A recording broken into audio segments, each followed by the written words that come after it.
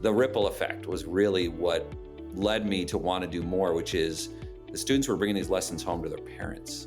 Parents were reaching out to me asking about investing, about budgeting, how to improve their credit score. And that experience, I taught for 8 years. About 2 or 3 years into that, I said, you know what, I got to do something, because we got to level the playing field. Like, it's crazy to me that this isn't being taught. Taking a personal finance course, you have higher credit scores. Boy, that benefit, thinking about all the auto loans and the mortgages you might have over time. Like, a 30-point difference in your credit score can have a pretty dramatic effect. So that's kind of the biggest. And then I think there's the avoidance of high interest credit. Half of America has credit card debt, right? What are the rates now? 24%. The average balance is, I think, around $7,000 or $8,000. That's $1,500 to $2,000 going out the door to banks for interest. Sure. They all have different perspectives about how it helped them. You know what? I just got a part-time job and I understand how to read a pay stub now. I understand taxes. I understand how to budget. I'm starting to invest. Like, you hear that from a young person, I think it throws a lot of people, boy, they are really responsible. Other kids, frankly, are responsible for the finances of their family.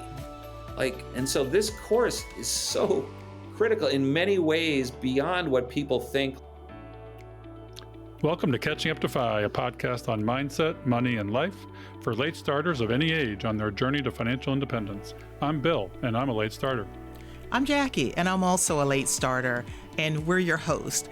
We're here to help you on your journey to financial independence, no matter where you're starting. We're going to talk to experts, other late starters, and explore topics related to our mission. Join us as we catch up to FI together. Hello, and welcome back to Catching Up to FI. I'm Bill Yount with Jackie Cummins-Koski, and guess what?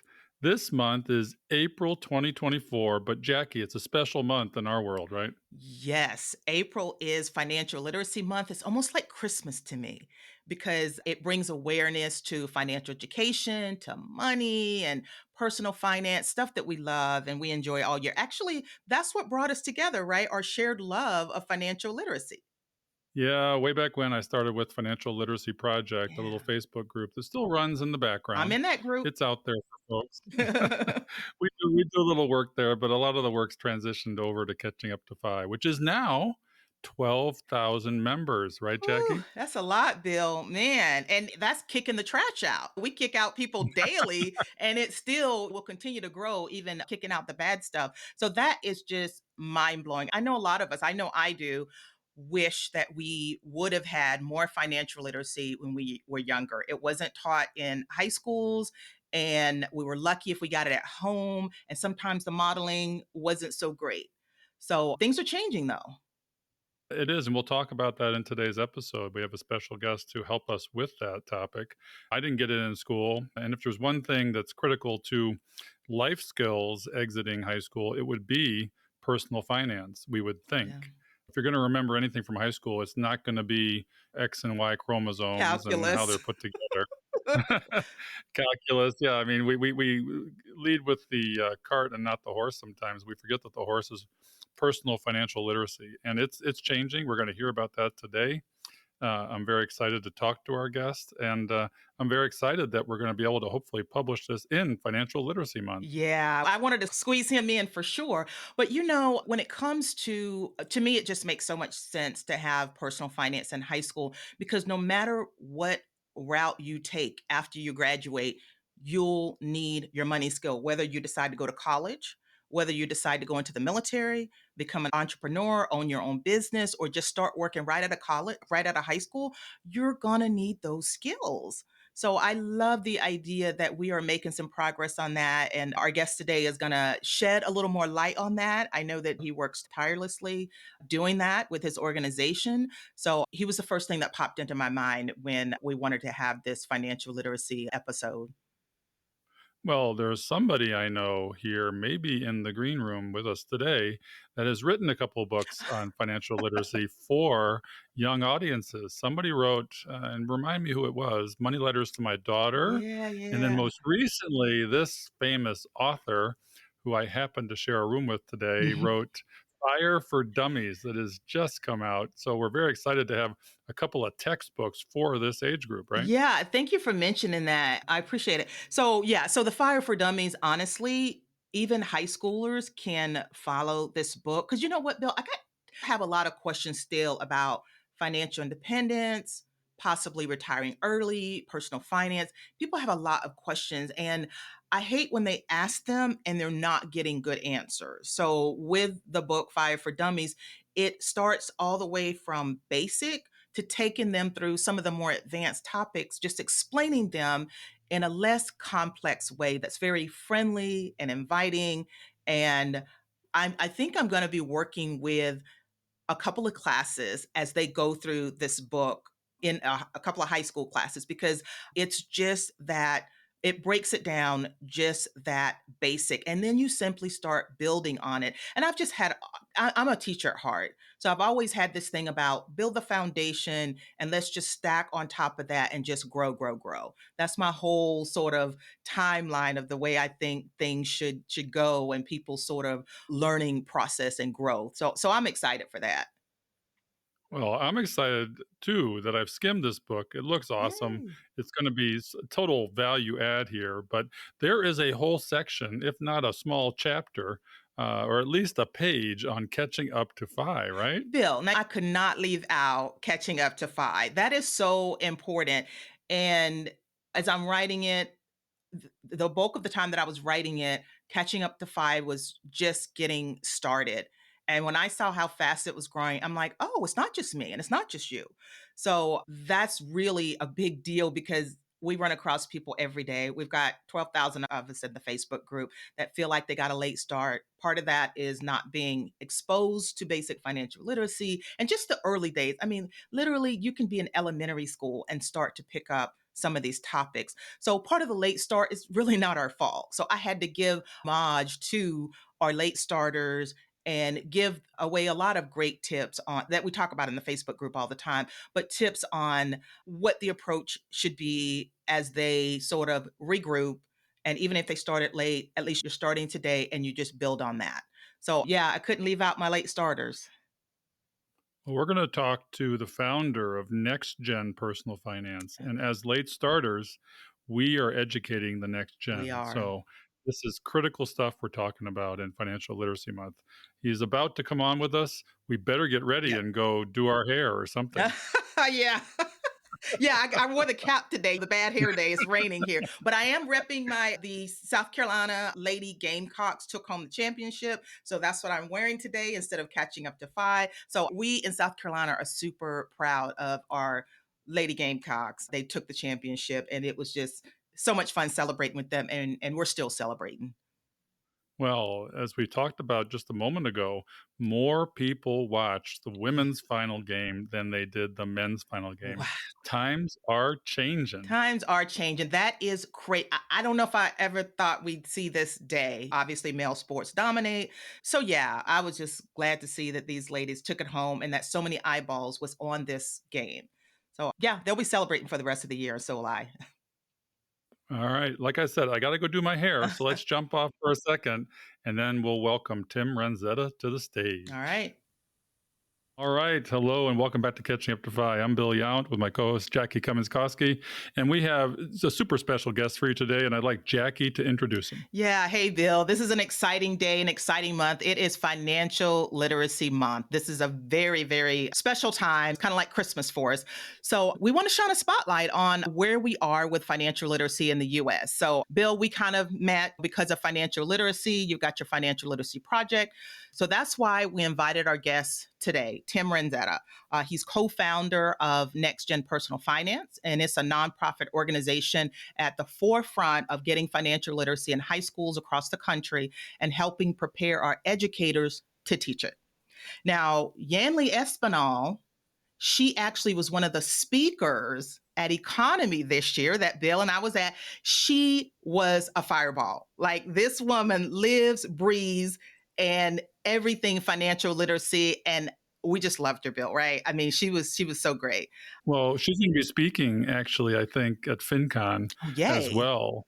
and we've got to have her on the show. Oh, yeah, we definitely. She's amazing. Yeah, I chatted with her a little bit backstage. She made me feel really good. I don't know if she realized it, but I think she was kind of nervous going on. And I come back there because we were doing a case study, and I said, oh my God, you guys are going to crush it and everything. She goes, oh, look at Jackie coming in with the good energy. So I'm like, well, great. So that was just kind of nice because it made me think about all the nerves you have when you're getting ready to speak. And so I'm glad I was able to help take the edge off just a little bit. So for more than 10 years, NextGen Personal Finance has fought tirelessly to get states to pass the laws that guarantee every schooler a personal finance class before they graduate. So they believe that all young people deserve access to a free, high quality, and engaging financial education to enable them to thrive in the future. They provide best in class curriculum, teacher development, and advocacy tools for free to accomplish this. So that's just crazy. I stress the for free because that's actually the unbelievable part. So more than 30,000 teachers in all 50 states call NextGen Personal Finance their one-stop shop for personal finance resources, and they don't have to go broke doing it. Bill and I got to meet Tim at the Bogleheads Conference. That was amazing. Last year, he spoke there, and I was glad to see him show up. I got to chat with him in person. I followed his work for a long time. So I'm a big admirer of Tim's work at NextGen Personal Finance. And the fact that we finally got to talk in person was amazing. And in true form, he brought along lots of people he admires to the conference, and those are teachers. So Tim, welcome to Catching Up to FI. It is great to be here, Jackie and Bill. Thank you for the opportunity. I have to make two corrections. Okay. One is, I think you talked about us being at the forefront of financial education. Oh, correct. It's really about the educators. It is. You're right. Wow, it is such a privilege to partner with them day in, day out. We're actually going to hit a big milestone, which is, it's awesome that it's going to happen in Financial Literacy Month, just short of our 10-year anniversary, which is early May, which is 100,000 teachers on the NGPF platform in the community. And that is, and the primary, they just do a great job marketing because our primary source of new teachers is word of mouth. And so, but they're the ones ultimately who inspire us and really have played a critical role, I think, in pushing us to do more, frankly, because they see the impact the course has day in, day out with their students. And they urge us, we want to do more. We want to teach more sections. So what can you do to help? So it's been just an amazing 10 years. And I can't imagine, I've never had a job that's been as gratifying as this. Wow. Well, touche on highlighting the teachers. You're exactly right. Thank you. That deserved the correction. The teachers are just amazing. So yes, thank you for that. Well, you didn't always start in this arena. I mean, you came to us originally from a Silicon Valley career, right? No, not really. I mean, I live in Silicon Valley, but I've kind of had a very atypical career, which has kind of spanned 32 years. I've been in California, been as an entrepreneur, but in businesses that one would certainly not consider high tech. One was a roll-up or consolidation of the document destruction industry. I used to call it white-collar trash hauling. So those documents that healthcare companies, financial service firms all need to get rid of, well, they need somebody to pick them up, to shred them. That was our business. And so we were able to, over a short period of time, kind of consolidate. In other words, we made, through mergers and acquisitions, kind of developed a national network and then sold the business. And the other was, frankly, just a research business. We were helping companies analyze their pay levels for their high-level executives and board members. And then I spent 5 years as a stay-at-home dad, and used that time, frankly, to figure out where I could plug in and make a difference when it came to education. And so it was one of those, that was a great 5-year period too, because I was the super volunteer. I ran the field day at the local elementary school, which was a great day. So many different activities to plan. I was an assistant PE teacher. I was a librarian. And it was great. It was great to be involved in my children's lives at that age before settling on, and it was really serendipity. I volunteered to teach a class at a local high school that was serving first-gen kids trying to be first in their family to go to college. Visited the school, was inspired by the founder, and said, how could I help? He said, well, you got a couple degrees in business. How about personal finance? You want to teach a personal finance class? So I said yes before I knew what I was getting into. And had to develop 25 hours of curriculum. And that experience and seeing how engaged and hungry for this information kids were, like that was enough of a win. But then the ripple effect was really what led me to want to do more, which is the students were bringing these lessons home to their parents. Parents were reaching out to me asking about investing, about budgeting, how to improve their credit score. And that experience, I taught for 8 years. About 2 or 3 years into that, I said, you know what, I got to do something because we got to level the playing field. Mhm. Like, it's crazy to me that this isn't being taught. I got tired of reading about how financially illiterate we were. And there's a solution. It's called education. Mm. So how can we create an organization that would achieve this mission, this big, hairy, audacious goal of every high school student in America getting a 1-semester personal finance course? Yeah. So where did this start? You discovered a problem that's pervasive in our culture. The big problem in my mind in education, because we take a lot of tidbits away from education that have nothing to do with how we live life and survive. You found this problem. How bad was it when you started NextGen Personal Finance? How bad was the situation? Yeah, so if you think about it from an access perspective, at the time, I think there were 5 states that required a course in personal finance. So if you ran the numbers, it was about 1 in 10 students were taking a required course for graduation. The good news is there's a national movement happening. And again, teachers and students are at the forefront of this movement. And we've just seen, just in the last 3 years, the number of states go from 8 to 25.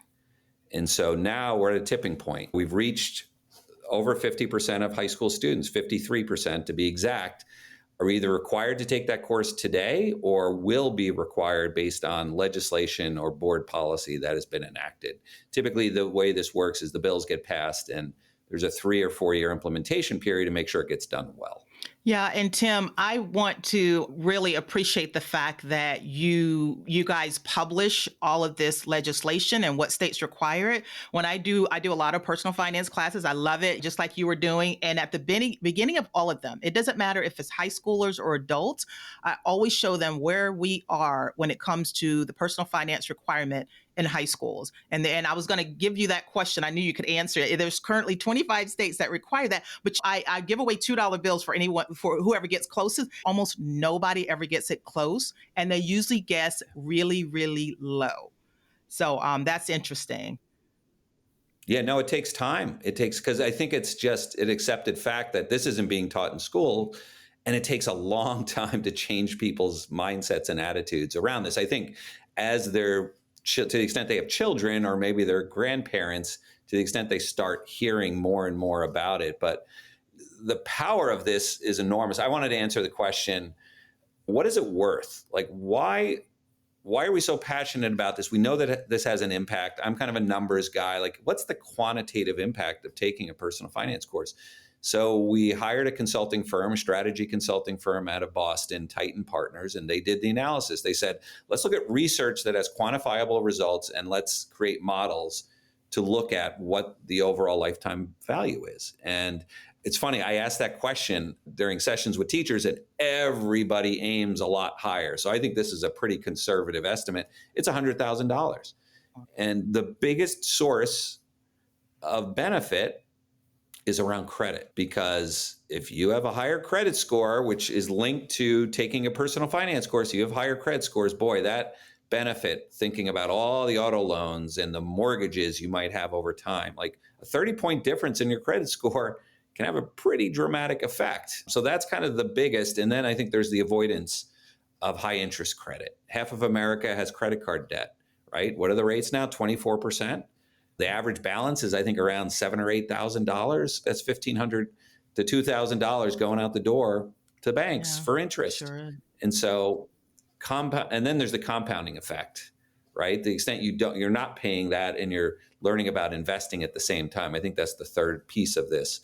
And we see magic happening in classrooms across the country where people will say, you can't get high school students to think about retirement. That's crazy. Like, there's no way. Well, I know teachers across the country that have what they call individual retirement account boards in their classroom. They put students' Wow. names up there who sign up for IRAs. It's show them a compounding interest calculator, compounding returns in the case of investments, show them compounding returns. And when they see, if I just start a little bit earlier, how that wealth can compound. Well, it used to be that financial education in high school was the stock market game. We've gone away from that, right? We hope.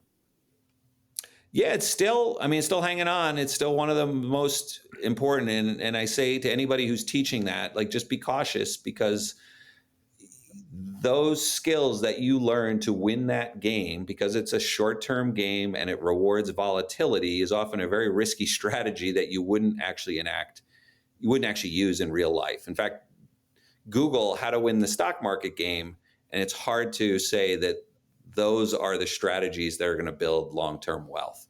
And so if you're going to, I always think it's important to also, if you're going to play the stock market game, because kids are interested in companies, right? Let's face it, index funds, which I think many people believe are the preferable way to invest. Certainly the Bogleheads, that's a philosophy they have. Don't look for the needle in the haystack, buy the haystack. I think that's Jack Bogle, channeling Jack Bogle there. But kids are interested in companies. If that's what it takes to get them to understand how the stock market works, great.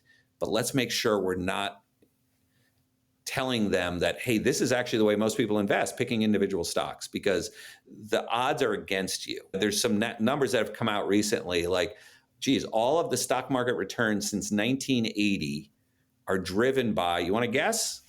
4% of companies. Yeah. Your Apple, your Google, so, those big ones. Yes. Yeah. And the beautiful thing I tell kids is, like, okay, so your friend's bragging about Tesla, or they're bragging about NVIDIA, or whatever the hot stock of the day is. And you can turn to them and say, oh, I own that too. That's right. Because if you own an index fund, you got them all. You don't have to choose. Because if you're wrong, if you miss one of those 4% of stocks, you're going to fall far short of what the index. And the other stat, obviously, is professionals. I spent a year as a stock market analyst at a mutual fund company. And the record of mutual fund investors, mutual fund managers, is similarly, like, over a 20-year period, 5% outperform the market. You don't know who they are ahead of time. Right.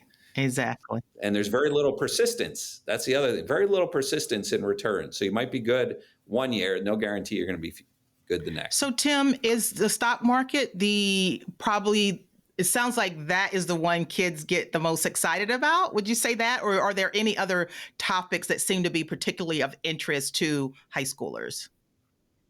Yeah, we found, and I think it's often overlooked when talking about finance, if you just focus on the numbers, you miss the psychology.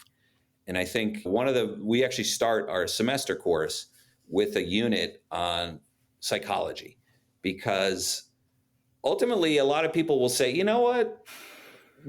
Most people know what they should do, but they don't do it. And why is there this behavior gap? Why is there a difference between what we should do and what ultimately happens? And it's kind of what's going on in our head. And so giving folks an opportunity to think about, okay, what are the mindsets? What are the money scripts that they have playing in the background here? Some that may be really helpful to building wealth, but others may hold them back. And so it's personal finance. It's called personal finance for a reason. It's very personal. Let's cover that topic, the personal as well as the psychological factors that drive our money decisions. Let's tackle that up front. I think they really enjoyed that. I think gamifying it, one of the things we settled on early is we have to make finance fun, because it can seem like a very dry topic full of jargon. So we found a great partner called McKinney out of Durham, North Carolina, and they created a suite of games for us. They're in our arcade. They're the most popular part of our website. Wow. So we have games around investing, games around insurance called Bummer, a game to help people navigate to and through college called Payback. So those games are played millions of times every year. So I think that's another key element. But games are great, but you have to make sure they're also getting a lesson out of them. So we're very intentional about having worksheets to ask those thought-provoking questions. Wow. And again, all this stuff is free to teachers. That is correct. Free and always will be, which is the first series of workshops we did in person. I had a teacher come up to me after, and they said, I have to admit, I was a little skeptical coming in. I kept waiting for you to sell me a timeshare. Yeah. Yeah, so no timeshares involved here. I had some success as an entrepreneur and as an investor. And for me, there's no greater investment I can make. So I've self-funded this for the first decade. And yet when I think about having taught the class and now had years go by since the classes I taught originally and seeing the success these young people have, the first student from this class, first student from this high school that ever got a job on Wall Street was one of the first students I had. And I remember him distinctly because that first lesson on investing, he was on fire. And to see the progression and the success, young people reaching out to me who were in my class originally talking about setting up college students and they want to set up Roth IRAs. And we're having a conversation about index funds. Like, there's nothing more gratifying than knowing you're making a difference in a young person's life. You would think you'd have a captive audience, right? There's been a dearth of information here, and you're providing teachers with this information to pass on to their students. But it isn't all easy, right?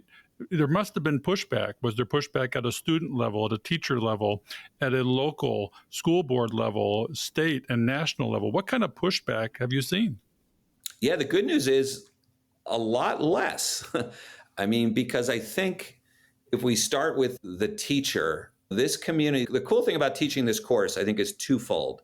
One is no student leaves your class saying, as they do with too many other subjects in high school, how am I going to use this in real life, right? So they don't question that. And the other secondary benefit for teachers is, I think I alluded to this earlier, like they find that they are better informed in their own lives. And so this helps improve their own financial situations. I think when you think about education as an institution, change is always hard, right? I mean, one of the most powerful forces in the universe for finance is inertia, right? I just got a notice from the bank I was with is getting bought out, and the new bank comes in and decides they're going to have monthly maintenance fees. And I'm like, how do they get away with this? Because my old bank didn't do that. Well, they do because it's inertia. Like, setting up a new account, having to set up all those new bill pays. What a pain in the neck. So I think education as an institution can be difficult to change. The good news is we've seen leadership, principals, superintendents, the head of superintendent of public instruction, for example, in California, we've seen them take the lead and say, no, this is important. We have to make sure if we're serious about preparing kids, students for the 21st century, like, how can we not be teaching them about money? And so we're seeing a lot less resistance and a lot more support. And that really, I think, is only going to accelerate as we get the next 47% of students taking this course. Excellent. I'm feeling excited already. It seems like we chose to educate them by burying them in debt. There was a generation of students here that just got buried in debt and had to figure their way out of it. I imagine you do a lot in your students, student loans and student debt, and how approaches to debt. Can you tell us a little bit about that?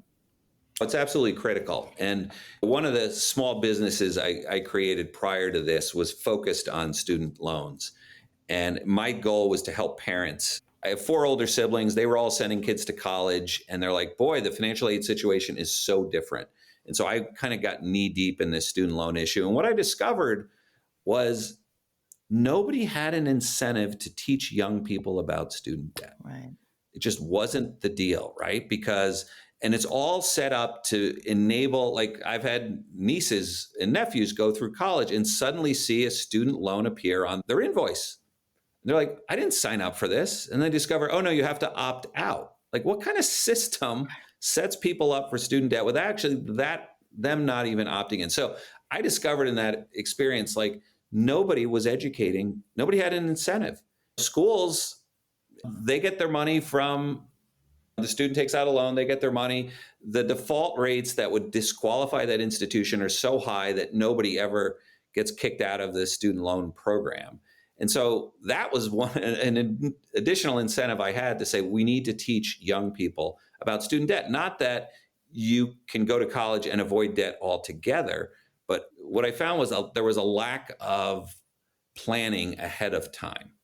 So in other words, you can predict pretty clearly when somebody goes off to college, their freshman year, when you look at how much debt they're taking on, how much the family's contributing, how much the student's contributing, what are the other sources. You have a pretty good idea after their first year how much debt they're going to have after 4 years. Too few people were doing the work up front to say, you know what, I don't want to graduate with $80,000 in student debt. But we realized we could create a game. And so I talked to a lot of people who were in over their head on student debt. And I said, what would have changed your path? And they said, if I knew that 50% of my income was going to go towards paying down student debt, I might have thought differently about it. So we created a game where students navigate to and through college for 4 years. At the end of the game, they have an amount of student debt accumulated, and they have a proposed salary based on the major they choose, and they get a graphic to say, okay, 10% of your income or 50% of your income is going to go to pay student debt. Because I think ultimately you need to have the shock to the system. You need to be able to foresee the future. And that's kind of what that game Payback is one of our most popular ones. So anyway, long-winded answer, but I think you have to kind of see your future you to recognize the pain that enormous amounts of student debt can inflict on you. Yeah. Yeah. All of that is just so eye-opening that these young people can grasp so much of this stuff. And if you package it right, like in the form of a game, the engagement that you get is amazing, because I've participated in some of the courses and some of the curriculum, and it's amazing. And I do have one quick little confession, Tim, is that I sat for my CFP, and as soon as I decided to do it, the first thing I did, I went back and used the YouTube channel at NextGen Personal Finance, because I wanted to make sure I had the basics, because that platform, that foundation is so important. So your tools are amazing, and anybody can go to the YouTube channel and things like that. You have special curriculum just for teachers, but so much of your material is available for anyone to brush up. And to me, if you skip that foundation, it makes it so hard to learn all the other stuff that goes on top. So you've got just so much great material. And I know that you guys dote over your teachers. I see that, and it just brings a smile to my face. So that's amazing. I'm thinking in terms of when to have all these 50 states having a personal finance class required. So Mission 2030, tell us a little bit more about what that is and how you're tracking with it. Yeah, it's made a tremendous difference for our organization and frankly for the community when we set a date towards this. I mean, we all know we're doing good work to try and help the next generation. We just felt like we need to create some urgency around this. And I think some of this came from conversations with teachers. Some of it came from polling we do in states that we're advocating in, where people were saying, not only is this important, but it's urgent. Young people need this today. And so that North Star, and I think we set that target in 2021 or 2020. Like we said, let's give ourselves a decade. Let's give the community a decade to accomplish it. And it's made such a difference, because I think every decision we make as an organization is to say, does this help us accomplish Mission 2030? Because one of the challenges with nonprofits is you can move in a lot of different directions, right? We get a lot of requests like, hey, can you create an accounting curriculum? We really like what you do for personal finance. Can you create an accounting curriculum? Or can you help us in Korea or I got a request from Vietnam today. Like there's global opportunity here, but the problem is we're a team of 15, 16 people with limited resources. And if you get too far afield, so it always comes back, and Jessica, the co-founder of NGPF, has been great at kind of like, okay, before we make this decision of time and resources, does it help us get to the end goal? And so we felt at the time, hey, we're going to give ourselves a decade. I had looked at NASA, and the time from the President Kennedy saying we're going to go to the moon to the time we got to the moon was 8 years. I was like, this is not rocket science. Like we can accomplish this. And it's been cool. It's been, and again, I can't say enough about teachers, because we are active in states, the states that have just recently enacted legislation. We see it in these hearings, right? Bills get introduced and then they're heard with the Education Policy Committee. And the difference that teachers and students make advocating for this, I think make legislators' jobs a lot easier, because they hear and they see that this is a difference maker. Do you have the students advocating for themselves in state legislatures, for example? Absolutely. Absolutely. It's kind of funny because advocating very positively, and boy, do they have composure, right? Like we're in the legislature, it's being live streamed. Yeah. They've got their preparation, in some cases, written, in other cases from the heart. And I was in Massachusetts, for example. There's a bill that was introduced by a young legislator, actually the youngest legislator in Massachusetts, Representative Hamilton. And I think that makes a difference, that he is so close to the high school audience to realize, like, hey, I wish I had this class, and now we need to make this available. They had 40 students testify, Wow. from all over the state. And when that happens, and they all have different perspectives about how it helped them. You know what? I just got a part-time job, and I understand how to read a pay stub now. I understand taxes. I understand how to budget. I'm starting to invest. Like, you hear that from a young person, I think it throws a lot of people, boy, they are really responsible. Other kids, frankly, are responsible for the finances of their family. And so this course is so critical in many ways beyond what people think, like the value they're getting it, the value that students will get from it. It often is so much more that when you hear more about the family situations. You asked us to bring up New York and California in this regard. There's some special considerations there. Can you take us through what you mean there? Yeah, sure. So California is a state I've lived in for 32 years. Unfortunately, as much as California considers themselves a leader in so many ways, unfortunately, they have really left students behind when it comes to finance. They've let students down when it comes to financial education. And so the numbers are pretty stark. 3/4 of students in California don't even have access to an elective course. So it's not even, again, the numbers nationally are 53% are required to take it. 3/4 of students in California. And this isn't my opinion in terms of poor performance. The Center for Financial Education, led by John Pelletier up in Vermont, they gave California an F and said basically most students will graduate with no substantive coursework when it comes to personal finance. And so we've advocated in the state, we've worked through the state legislature, really haven't made any progress. And so when you look at the potential impact, 450,000 students graduate every year from California, about 13% of the high school population, and the lack of progress over the last 2 decades, well, there is another path to go, which is the initiative process. Take it to the people, get on the ballot so people can vote on an issue that we've seen polls at 75 to 80%. And so we are excited that we announced a couple weeks ago, we have more than enough signatures, and now we'll likely find out later this month when the county registrars have to verify all the signatures that we're going to be on the ballot in November. Yay. We're also at the same time working with the legislature to see if we can find a solution that continues to, we are single-mindedly focused that it has to be a 1-semester standalone personal finance course. Anything less than that, because the course is so comprehensive, anything less than that is not effective. And so we kind of have a parallel path in the state of California. And then in New York had a blue ribbon commission. Anytime you get a group of students, parents, other stakeholders involved and ask what is missing from high school, personal finance is going to be number 1 or number 2. So they had a blue ribbon commission. They recommended every high school student should get a personal finance course. This decision will be made at the board level, the State Board of Regents, and they've got a meeting in early May where they're going to be mulling this course requirement. So that's extremely exciting between California and New York, 2 of the largest states with real opportunities. Yeah, boy, you guys are making some progress because I have been complaining about all these big states that don't require a standalone course. And thank you for making that distinction, because some schools and some states will offer it either maybe an elective or maybe they'll infuse it into an existing course. So I'm from Ohio.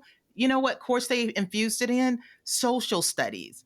And I was talking to the teachers one day at Ohio's teachers conference, and I said, so how much time do you spend on personal finance in these social studies classes? And they're like, we're lucky if we can get 1 weekend. So the standalone is critical. Yeah, thank you for making that distinction, because it's too often exactly what you said. It's either taught in a limited way, or it's not even taught at all. So we've had situations very public hearings where a legislator or a committee chair stands up and says, we don't need a course requirement. It's already being taught in the schools. It's in the standards. It's embedded in this course. And then a student will be asked, hey, you go to high school now, right? Tell us, where are you getting personal finance? And I've heard answers from, I remember we counted change in second grade. Or I remember we had one session on that. Yeah.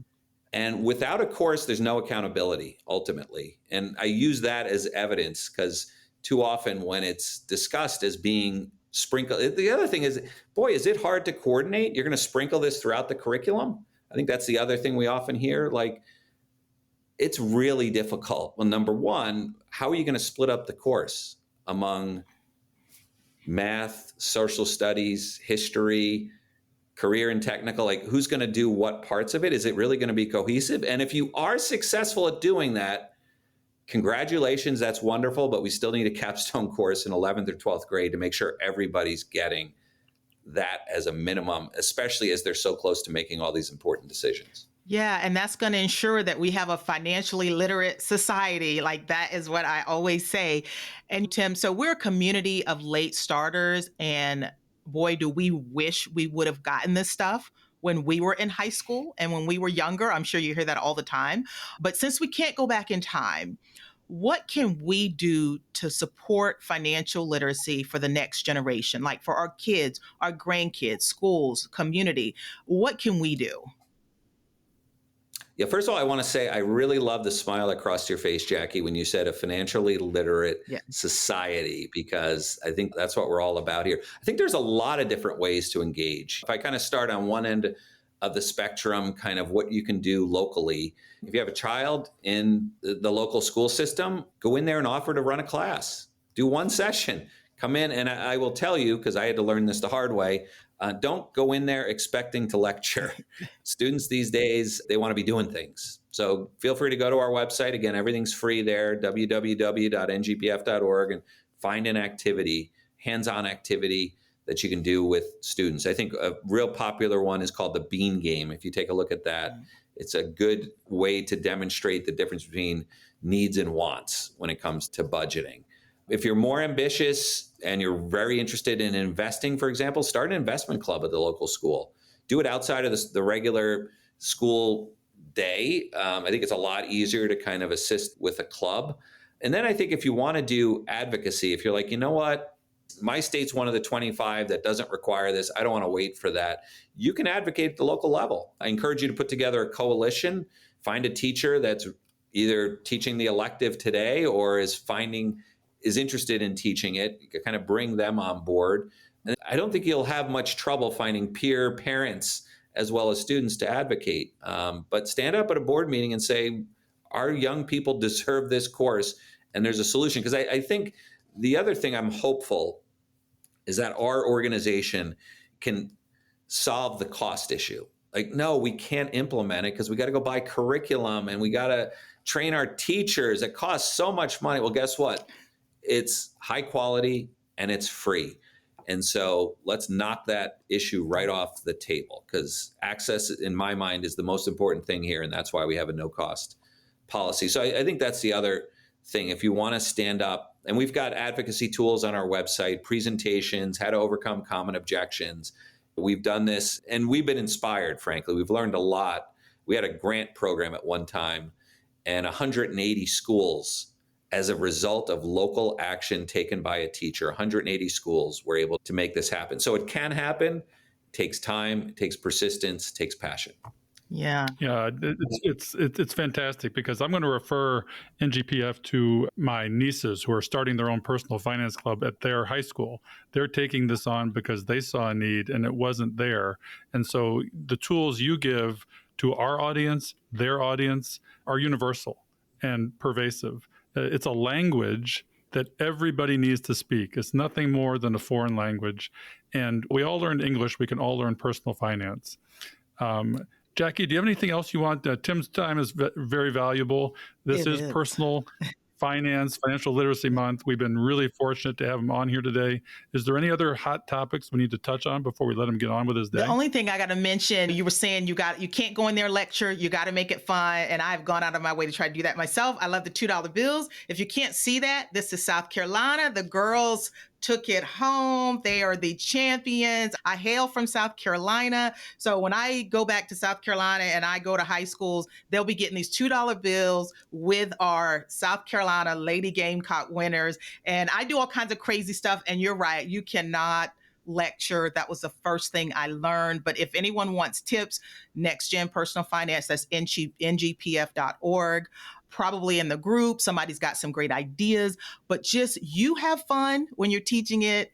You want the kids to have fun, and it doesn't have to be like this dull, boring topic. And you guys at NGPF have made that clear, and you've done so much to make sure that our teachers have the tools they need, the confidence, and I just love what you're doing. So when it came to our Financial Literacy Month episode, I had to think of the teachers, Tim Ranzetta, NextGen Personal Finance, and just the whole community that you have created to make this less scary and to really start changing our world when it comes to personal finance. So thank you for that. Well, I saw his eyes light up with the $2 bills, Jackie. Yeah.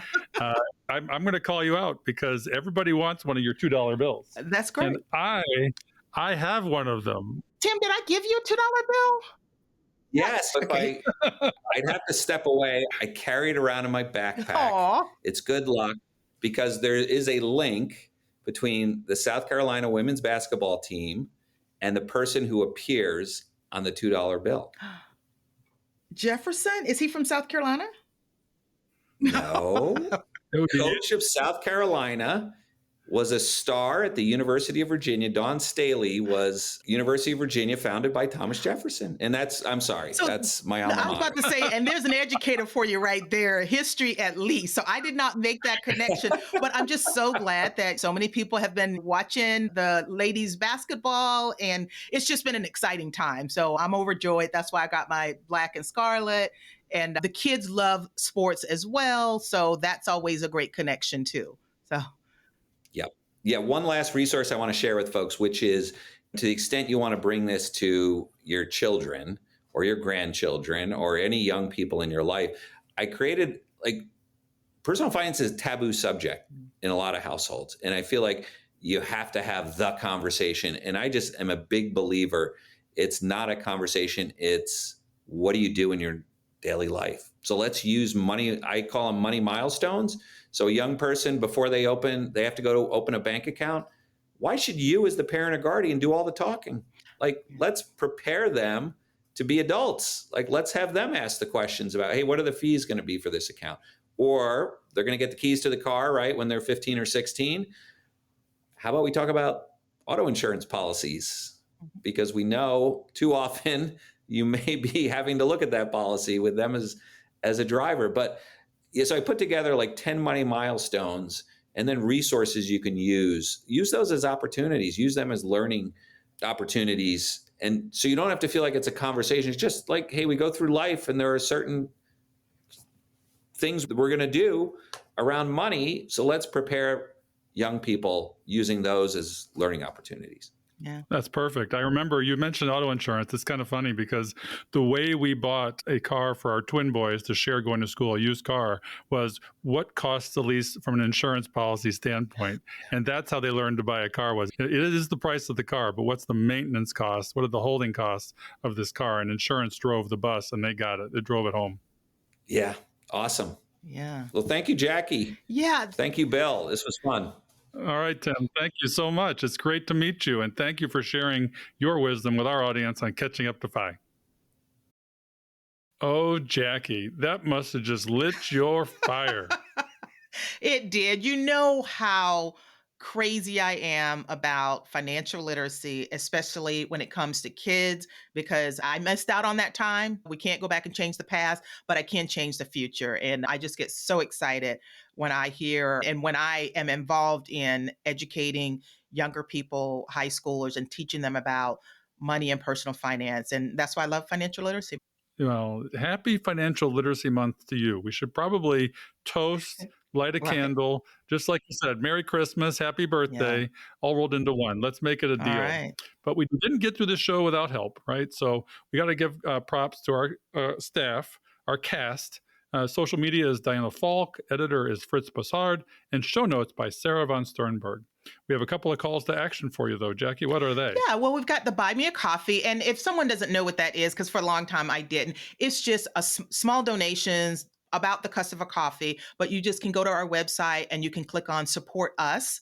And you can buy us as many cups of coffees as you want, just because there are a lot of costs associated with the podcast. We want to remain professional, high quality. In order to do that, we do have some expenses that we'd like to try to offset. And that's one way that we do it. But we are starting with the growing list of partners, right?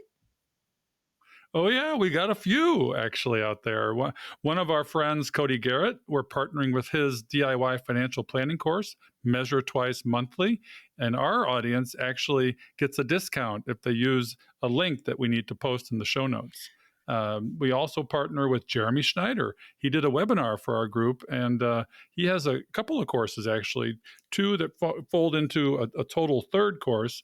And using a link that we provide, I can't remember it off the top of my head. We'll have to put it in the show notes You'll get again. a discount. You can get a discount on his courses. Who's the other one, Jackie? Yeah, and our last one is loosely related to the Personal Finance Club, and Personal Finance Club is just a huge brand, and we all trust Jeremy, and I think that's why he's been so successful. He has launched an advice-only sort of marketplace called Nectarine. You just go to hellonectarine.com, and it's just $150 flat fee for a 1-hour session. And all of the planners that are on there are either CFPs or some other credentialed or licensed professionals, and they are vetted. He only wants advice only, and the main purpose is to get whatever questions answered that an individual wants, and it's only a flat $150 for a 1-hour session. So check them out. It's Hello Nectarine, and we're happy to be partnered with them. And they're going to start growing. I don't think they're offering any kind of discounts right now, but we're kind of one of those trusted partners, so I'm sure he'll hit us up when he's ready to do that. So. Yeah, I mean, these are great organizations. We participate in them. We know the principles. We support them. We're going to put the links in the show notes, and we want you to support them too. They can only help you get better with your personal finances. Yeah, thank you for listening to Catching Up to FI. Thank you. We'll see you next week. We hope you've enjoyed this episode of Catching Up to FI. We would appreciate it if you could leave us a 5-star review so that our message can reach others. While we are financial educators, and I'm a financial professional that loves to teach, our content is for general education and information purposes only. We are not providing financial, legal, or tax advice. Always do your own research or consult a professional before making important decisions. We'll see you next time on Catching Up to FI.